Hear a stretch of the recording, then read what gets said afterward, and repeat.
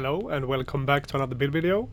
I want to start off by thanking everyone for the support. It means a lot to me and we are closing in on 500 subscribers.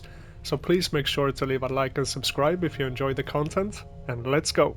Today we are showing my Pyromaniac build, and this is based on Spellshot and Graveborn as the two classes. We are using 𝕃𝕚𝕚𝕓𝕖 for this one, so we have two spells instead of an action skill. For the Spellshot skill tree we want to start out with magic bullets, and this is a portion of our spell damage is also applied to our gun damage, and it's 37.5%. And then I went with 5 points into prestidigitation to increase our reload speed by 40%. And we want to max out Font of Mana, and this increases our spell cooldown rate by 20% and action skill cooldown rate by 15%. But we only benefit from the spell cooldown rate here, since we are not using any action skill. We also want to put a point into Mage Armor, and this is a survivability tool, so every time we get a spell weaving stack, we restore 10% of our shield. We want to put a point into Glass Cannon, and this increases our spell damage by 30%, but we can't automatically recharge our shield. But since we have a point into Mage Armor and getting spell weaving stacks very consistently, we're going to be able to restore our shield anyway. And the last skill point for the Spellshot skill tree we want to put into High Thread Count, and this increases our max spellweaving stacks by 3. And for the Graveborn skill tree we want to start out with Essence Drain. It's a kill skill, and it increases our spell cooldown rate by 25% for 12 seconds. We want to max out Fateful Thralls, and this will increase our damage dealt by 9% per companion. And we want to put 3 points into Dark Pact, and this will increase our dark magic damage by 12%. We want to max out Stain of the Soul, and this will make our spells do 25% bonus dark magic damage. We also want to max out Dark Hydra, and this is another kill skill, so we have a chance to summon a Dark Hydra companion that will deal dark magic ability damage to nearby enemies. We want to max out Ascension, and this is another kill skill, and this increases our maximum health and spell damage for a long duration, and the effect can stack up to 10 times, and at max stacks we're gonna have 60% increased maximum health and 60% increased spell damage.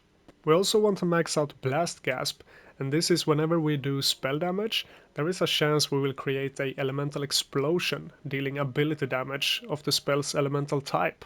It's a 20% chance, and it's 35% of the spell damage dealt. And for the last skill point of the build, we want to put it into Moraim's Blessing, and this is whenever we cast a spell, we automatically activate all our kill skills, and the Graveborn skill tree have a lot of them, so this is so good.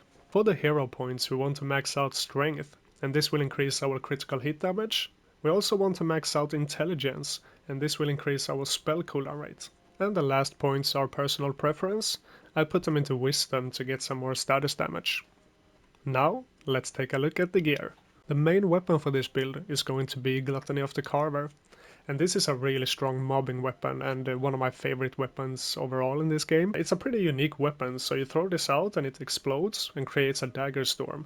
And this only comes in dark magic, so this would be beneficial for this build since we have a lot of dark magic going on. And this weapon cuts your HP in half, but we're gonna have a lot of dark magic efficiency in this build, so we are barely not gonna notice that. And the enchantment we use here is on spell cast increase elemental damage by 20% for 5 seconds.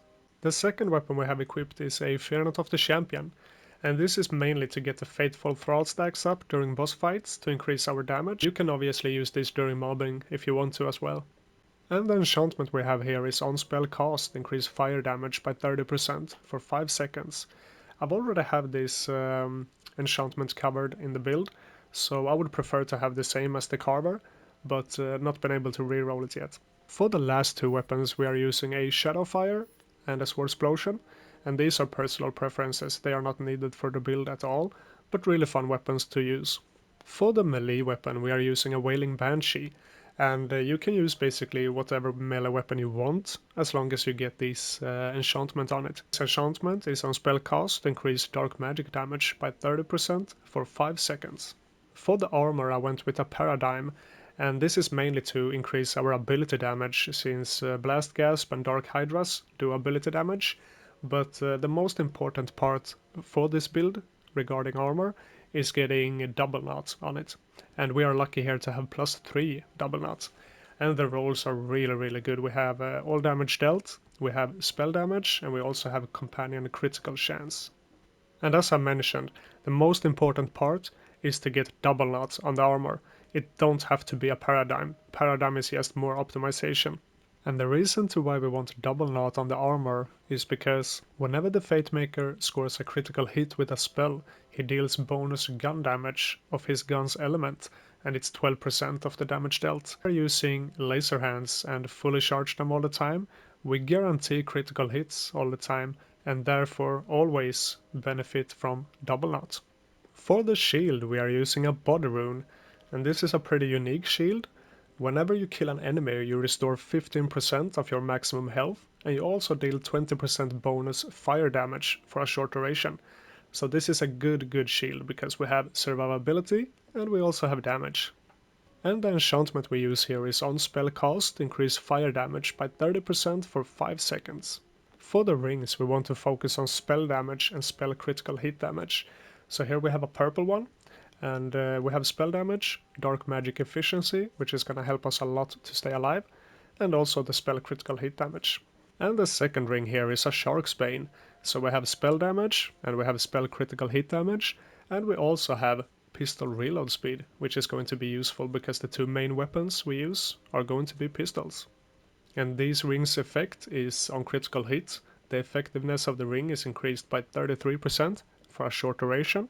And because of the two spells that we are using in this build, we are gonna be able to crit all the time, and therefore have this effect up all the time. For the necklace I went with a joint training. On this one we have dark magic damage, we also have Graveborn power, dark magic efficiency, and all damage dealt.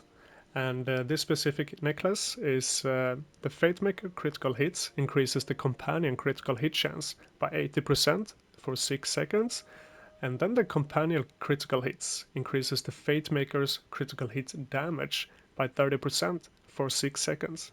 So this is so helpful to boost our damage because we're gonna be able to critical hit all the time because of the spells we are using. And for the spells we are using laser hands.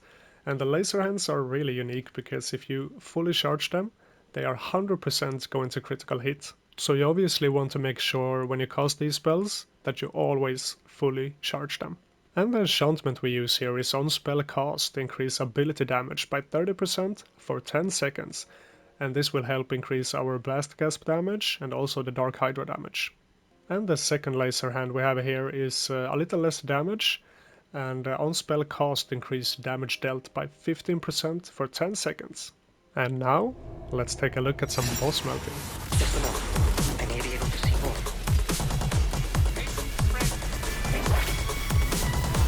Let me slip into a deeper trance. He's dead!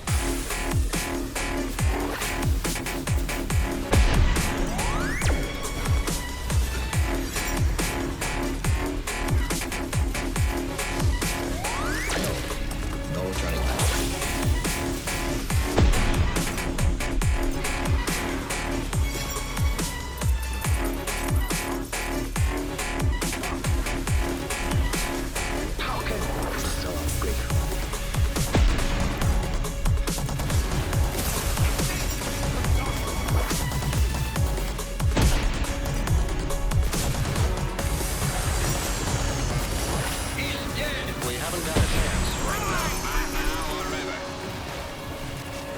The most dangerous criminal alive. Why not just kill him and leave?